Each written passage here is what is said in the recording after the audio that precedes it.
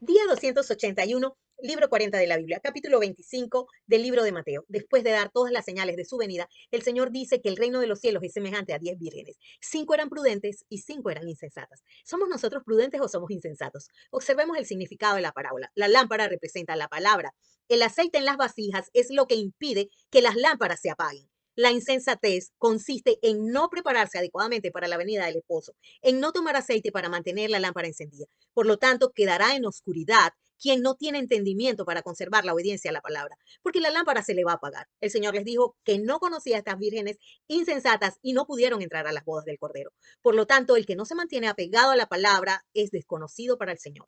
La prudencia, en contraste, consiste en prepararse, en tomar aceite en las vasijas para mantener la luz. La palabra, la lámpara encendida, es el entendimiento y la obediencia a la palabra de Dios. Observemos que todas las vírgenes se durmieron, se pararon oyendo que venía el esposo y arreglaron sus lámparas, pero solo 5 prudentes tenían el aceite.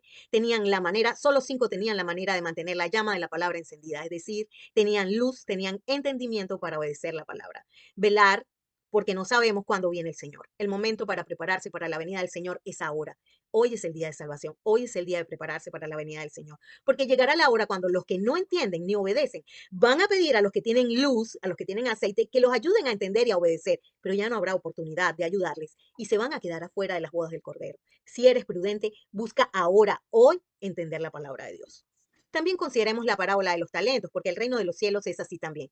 No se refiere a talentos artísticos, se refiere a la palabra de Dios. Definitivamente el que tiene entendimiento de la palabra le será dado más entendimiento, pero el que no tiene, aún lo que tiene le será quitado. Será echado entonces en las tinieblas de afuera, donde será el lloro y el crujir de dientes. Finalmente veamos que todas las naciones serán juzgadas y nosotros también, porque serán separados los cabritos de las ovejas y los que dieron alimento de vida, los que dieron sustento, agua de vida, palabra de Dios a los hermanos más pequeños, esos van a ser los benditos del Señor. Los que no lo hicieron van a ser malditos. Porque los hambrientos, los sedientos, los forasteros, los desnudos, los enfermos, los encarcelados, son los hermanos que no tienen la palabra de Dios. No se trata de la conciencia social, sino de la conciencia espiritual por la carencia de la palabra.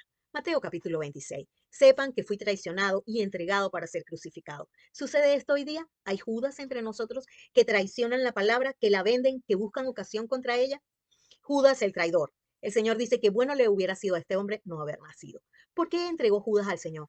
Para que se cumpliesen las escrituras, lo cual él ignoró voluntariamente porque el Señor lo advirtió. Su mirada estaba puesta en lo terrenal. Lo vendió a los principales sacerdotes, a los hipócritas que eran encargados de enseñar la ley de Dios. Con un beso hipócrita lo enseñó, lo entregó, aun cuando era discípulo y amigo del Señor, pero también era ladrón, era avaro y dejó que Satanás llenara su corazón. ¿Quiénes son los Judas de hoy? ¿Acaso son aquellos que usan el Evangelio para obtener bienes de este mundo, para sacar ganancias? ¿Son los que traicionan la palabra del Señor?